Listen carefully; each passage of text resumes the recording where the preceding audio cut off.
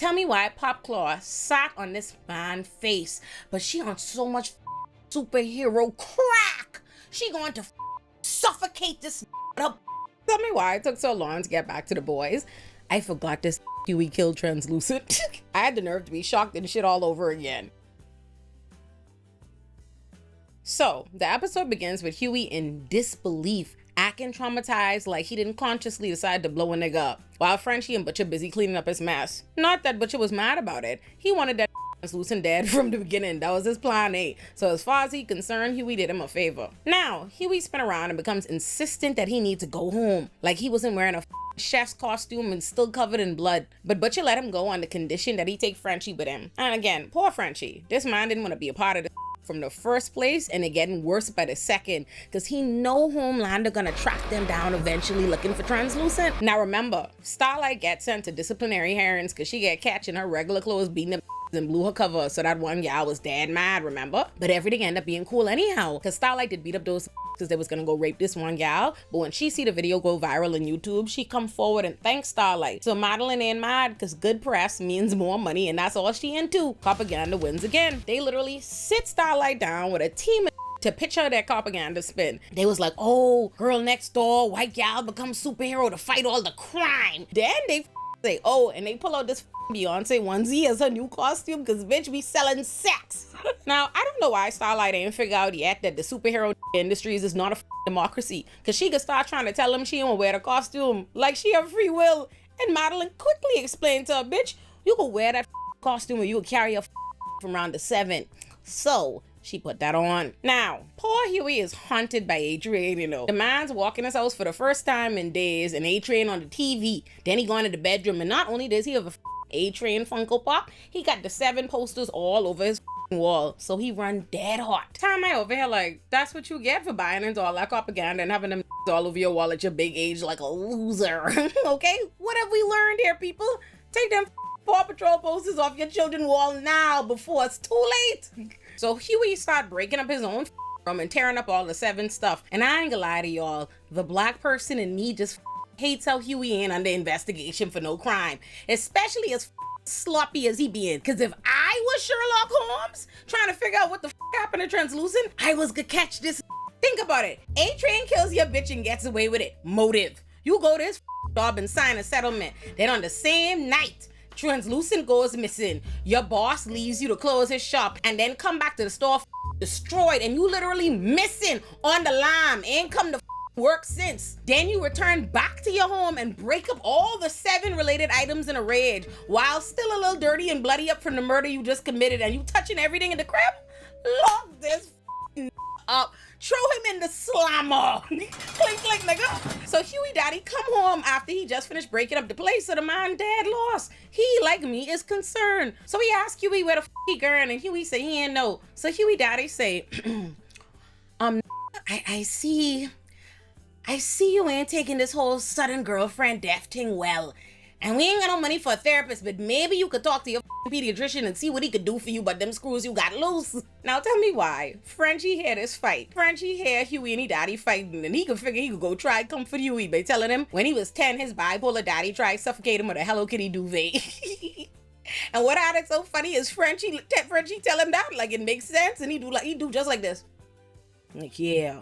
So next we meet Laz Alonso, who is playing some kind of, I don't know, progressive prison warden or program instructor or something like that. The scene we first see him in, he's in a room full of presumably young incarcerated boys, most of whom are black, 2 are white and 1 is Asian, and he's stopping 2 of the black boys from fighting and trying to instill what he believes are some kind of uplifting values in them. Now, it's too early to decide how I feel about this particular representation and whether it's propaganda just yet, because on one level it is, in the sense that it could mislead people to believe that the people working in prisons are generally there trying to help steer incarcerated people right, and thus prison is a good rehabilitative thing, none of which is the truth. On the other hand, it could be a good thing to model how people working within prisons should be, but I don't know yet. I just met this But what I will say that I liked about his introduction scene is the racial demographic makeup of the room. Because often shows like this, I'm thinking of like The Flash, represent prisons as having a bunch of white people to deceive people in real life into believing prisons aren't disproportionately made up of black and other people of color. So I appreciate that accurate representation. Next, we see Butcher. Oh Lord. The next time we see Butcher, now he's trying to muscleize Alonzo into something. Butcher really is a Joneser, you know. Every time Butcher pull up on a every single time Butcher pull up on somebody, they be like, come on, not this. Yeah, I said beat it, scram. Then Butcher tries to convince this that he's wasting his talents trying to help these boys, and I was like, hold on now, he wasting his talents. What you mean by that, Butcher? He can't help these people? You don't think it's a good use of his time to help these children? Okay. But anyway, Butcher tried convincing me wasting his talent and that he should come join him, whatever the Butcher on, okay? So he learned by telling him that they killed Translucent, which apparently is of interest to Laz. So Laz say, oh, okay, you trying to get to Homelander. Then he say, this about Becca, ain't it? Everything is always about Becca, ain't it? Now, do I know who Becky is? No, I do not. But do I assume that's Musty Butcher former bitch that Homelander take? Why, yes, I do. Are always mad about a bitch they lost. Anyhow, but just say, look, you have your own reasons why you want Killer 7 too, so come. I promise I've changed. I ain't gonna lie no more. Then the next thing out this out was a lie. Because Laz Alonso say, whose name is apparently in the show Mother's Milk, and they calling him MM. Child, but Laz Alonso say, I am not working with that Frenchie again. Is Frenchie with you? Butcher looked the man right in his eye and come pull out another lie. This man could say he ain't seen Frenchie in years. Time this man just come from Frenchie must be 15 minutes ago. And I wouldn't know how he figured he could get away with a lie like this. But knowing Butcher asked, that man love entrapment. Seeing how he get Frenchie incriminated in the mess till he had no choice but to continue on with whatever the plan is, he probably planning to do the same thing to MM. Next time we see Homelander, he is yet again failing to convince anyone else to give a that Translucent is missing. And yet again, getting sunned by Madeline, who is giving him new talking points to follow, because you know my boy is just a glorified mascot. Now, tell me why in the next scene, Butcher bringing MM back to meet Huey and Frenchie, and as soon as MM walk in the door, predictably, he see Frenchie, so he pull a knife on him. When really, what they all should do is knife up Butcher. But anyhow, so we don't know why MM's so mad, but apparently it's because Frenchie did something to a woman named Mallory and her kids. I don't know. We can see. Now, they managed to stop the fight for long enough for MM to answer the phone to love up his woman. And what's crazy is, when he get off the phone with his woman, all these pussyless are laughing at him. Laughing at him because he have a woman at home who loves him. Child, well, not all of them laughing. Huey ain't laugh, because you know, Huey gal get evaporated in the street. Anyhow, all them sitting up in there stalking A-Train girlfriend Popclaw on surveillance. But that ain't good enough to stalk her from the street. Huey decides he needs to break into her house so he could get surveillance cameras in there too. Child, Huey blow one motherfucker up and now he think he's a master of disguise. So Huey and MM show up at A-Train gal house pretending to be internet service providers and trick her into letting them in. And she fall for it, so now we know why she's considered a bottom tier superhero. Stupid gal. Then MM pretended to be a fan of hers and my gal eat that right up because she clearly has a type. Fine ass. So they pulled it off and they bugged this dummy's grip. And what's crazy is Huey walk out and run smack dab into A-Train and stay in this eye for 10 full seconds and A-Train ain't even kind of recognize that. He stared at him like this. He thought for sure his cover was blowing. A-Train looking at him like, an autograph or something? A-Train has cracked me right up here. And poor silly Huey. Lord, Huey cannot, Huey is like a child who innocence get taken from him with all of this, you know, because he really cannot believe like, wow, this really killed my bitch and I am insignificant to him. These superheroes do not remember you. Because tell me why he tried jog A-Train memory. Like, oh, have we met before? A-Train was like, baby, I famous. Maybe I know. I want Huey know A-Train don't care about you or your bitch. Cheapest you come to terms with that. Next, we see Homelander. He is yet again unsuccessfully trying to convince someone to give a Translucent missing. This time, it's Queen Maeve. Homelander mad they have to go to A-Train race instead of searching for Translucent. And Maeve reminds him that one of their bosses, some named Edgar, said they need to be at that race to roll out their new talking points. So Homelander could start whining like, oh, they just humans and we superheroes, so how can we jump when they jump? And he also threw in a jab at Madeline's baby, like that baby is annoying me, because you all know Homelander's a who jealous of the baby with his weird ass. And Maeve promptly reminded him that the reason they listen to those humans is because money is king, nigga, off checks. Maeve say, look here, do me a favor and please shut up, because we know you going to A-Train race, pussy, complaining just to complain. Now, Maeve busted through the door to stop the criminal, and she stops him. Not only was the criminal not shooting at them or doing anything to them, so he posed no threat to them. Again, they're superheroes, and the police are on the way. You could hear the sirens outside, but Homelander gone and kill the man just to kill him, because again, they are the super police, handing out death sentences for crimes that no one's been charged with and that wouldn't have been punishable with death in a court of law anyhow. And Maeve get mad he kill him, but she ain't get mad he kill him because it was wrong or unnecessary or anything. She mad because the propaganda she had planned was to roll this for Perp walking the Today Show, but she can't do it now because he laid on his back looking at the roof of the place, and it's hard to digest with the size of the hole in his chest. Let me stop. I said it before, but I'm gonna say it again. It is honestly insane. Like, it really has blown my mind, and it was people watching this not realizing this show was a scathing critique of the police. I mean, like, it on its face, like, because the next thing Homelander says to Maeve is, you know the drill for what to tell the police to explain why they killed the man. Quote, Homelander say, you know the drill. He shot at us first, and then he emptied the guy's gun that he did not shoot to make it look like he did, so the public would believe they were just defending themselves. Y'all heard that, and y'all didn't know they supposed to be the police. Anyway, the shit is so on the nose, y'all have to be blind. So next we see the Ghetto Muggle Avengers watching A-Train and his gal around, and they was watching intently too, dead silent in the room. Nasty. But A-Train too stressed to fuck anyway, because he worried he could lose the race and they could throw him out to 7 because they didn't want the second fastest man alive. They want the first. So A-Train gal Popclaw trying to reassure him everything cool. She's like, no, man, baby, everything cool, you can win. And he's like, no. She's like, no, man, baby, everything cool, man. You tripping. It ain't that serious. It ain't that serious. And he's like, no, bitch, no, for true. They tell me they go me out to 7 if I lose. And basically it seemed like A-Train been up because of whatever happened at Compound V, where he apparently lost control. So they have him on a short leash. So it's like, have to win this race. But A-Train say he under control now, and Popclaw say, you think so?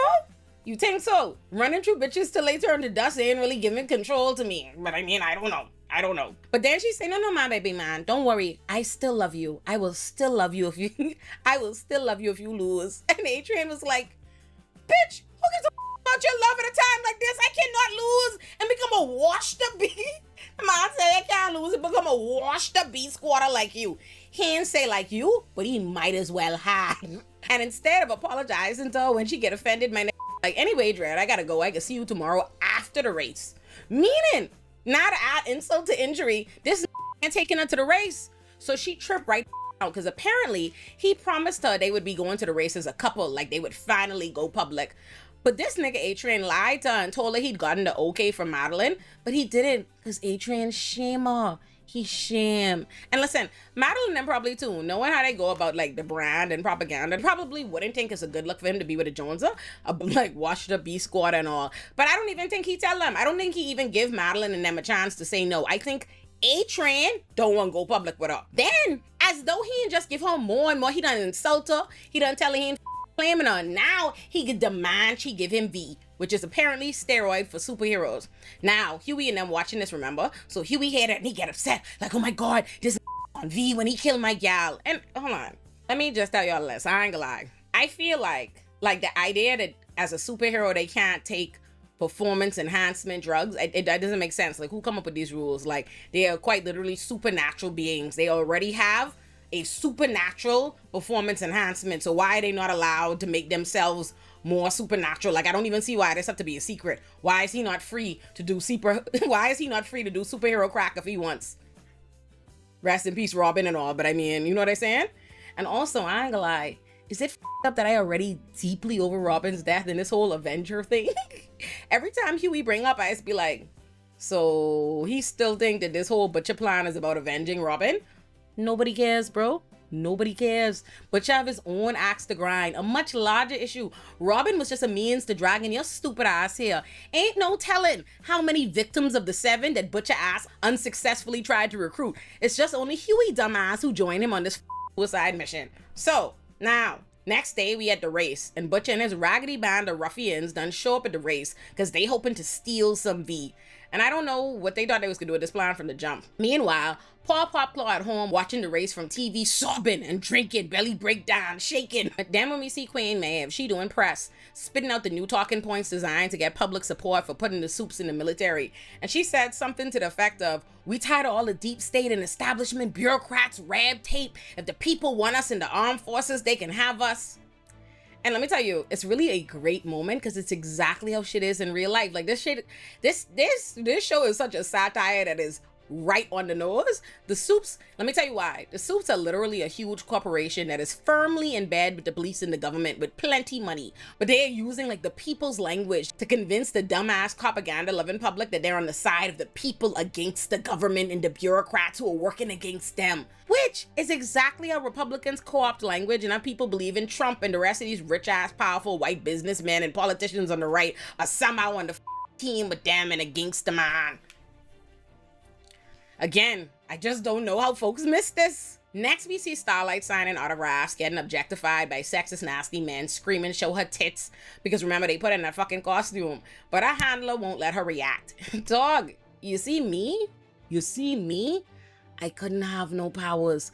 I would have been waiting for that in the shadows. Look here. He would have been dead. Now, here's some tea. When we next see Homelander and Maeve, they supposed to be doing their, charming the public thing. And all of a sudden, Homelander start bringing up when they used to date. And then he could ask, why did we ever break up? Maeve say, if you could do me a favor and let that shit go, dog, please. But Homelander's obviously insane. So he could get dead scary and basically slick choke her in public, they in front of all kind of people, but he's smiling as he do it. This him. If I ever really thought you'd fallen for someone else, I don't think I could take it. You and me, we're different, we're better. I say, look at this crazy no man, child. This Homelander is a weirdo and an abuser because again, the super cops. So, Huey spots Starlight at the race, and that's the first time he putting 2 and 2 together that Starlight is the same gal Annie he meet on the bench the other day. So, they gonna have nachos to give Frenchie a chance to go search A-Train bags for the V while the race going on. What did tickle me is that Huey said to Annie he didn't realize she was Starlight the other day because he wasn't getting Beyonce vibes. And that made me laugh because that's exactly what I say when they did show her a new costume. I say they were dressed this gal like she the single ladies. She's a single ladies backup dancer. But Frenchie couldn't find the V no how. And I'm just over here like, of course y'all ain't find it. A-Train take the V so he could race today. Y'all think he bring his whole stash to the race just to have it there? He done take what he bring. And as this going on, Annie busy complaining to Huey about how much he hate her job because they didn't really want her to be a hero. They just want her to look like a hero. And Huey could say quit. But forget that. Because why Huey ask Annie for a phone number?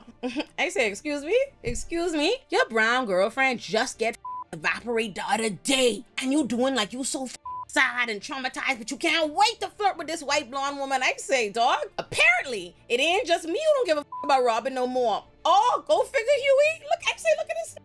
And don't say he only do it. He only asked for the number to help with their plan. That man like, okay?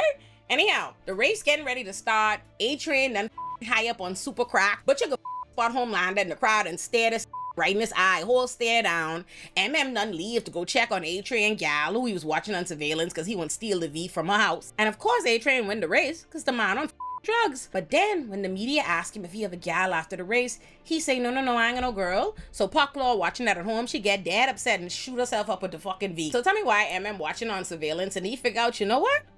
Probably all we have to do is wait for this gal to like overdose or crash out or do something and we could get the V out of crib. And tell me why when he said that, this chick call him Sherlock homie.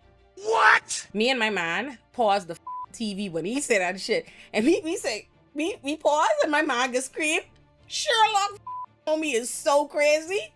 And I'm mad I never thought about it. I was like, this is racist, but also creative. While Popclaw in her apartment wilding, this gal wildin'. Her landlord show up for the rent, and my girl might be a superhero, but she's also broke, so she ain't got it. So she decide she could put some pussy on the landlord instead. But tell me why Popclaw sat on this man's face, but she on so much superhero crack. She going to suffocate this with her pussy, this gal on the man, riding. And I say this gal go suffocate him, but worse than that, she crush his skull with her pussy, blow this brains out. I said, oh my god. And she didn't even notice. I mean, I was like, what kind of riding face euphoria this is? You can't feel you breaking his head? I said, Lord. And while it's going on, Butcher, Huey, and Frenchie all watching it on their secret cameras. And Huey dead upset. They ain't do nothing to save the man. Time ain't nothing they could do. And you know what's crazy to me? Huey like, oh, you so horrified that this man head get blow up. But then you blow translucent to smithereens laughs. I'm like, boy, shut up. So then Frenchie and Butchie show up to help Popclaw with the body in exchange to getting her to tell them about the V. She done get sway. And honestly, if I was her, they wouldn't have been able to hem me up. I was calling A-Train. I called him on the phone. Come. Certainly the industry is a helper. Anyway, next we see Homelander, and he dead smug because a porpoise find translucent at the bottom of the harbor and gave it to the Deep, who gave it to Homelander, who couldn't wait to show Madeline because he's so tired of her not listening to him. But Homelander said, don't worry about that, sweetheart, because it's war now. Y'all gonna listen to me today. Y'all should subscribe to the Patreon. I put, for the people who want to hear me doing all my cursing, we put the uncensored versions of every recap on the Patreon. So do that.